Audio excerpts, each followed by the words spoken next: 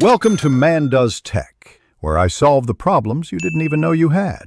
In this video, I will explain how to play Half-Life Alyx on your Oculus Quest 2 headset.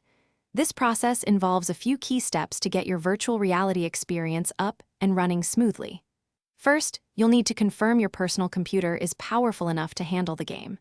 Then, we'll cover installing the necessary software and connecting your Quest 2, whether you prefer a wired or wireless setup. Finally, I'll guide you through launching the game for an immersive adventure. To begin, your personal computer needs to meet the game's requirements.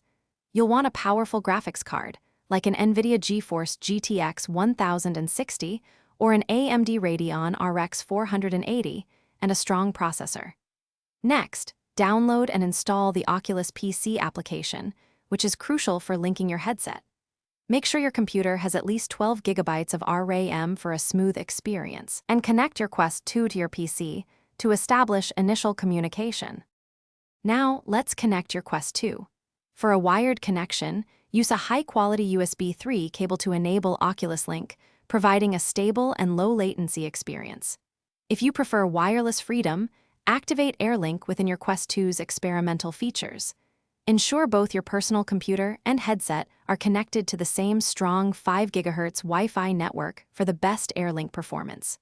Finally, pair your headset with the Oculus PC application to complete the connection.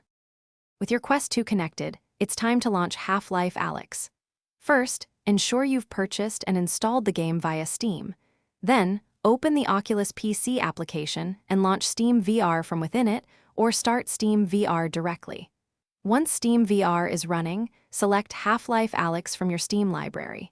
You can then adjust in-game settings, such as resolution and graphics quality, to fine-tune your virtual reality experience for both performance and comfort. Enjoy your adventure. Thanks for watching. If you found this helpful, don't forget to like and subscribe.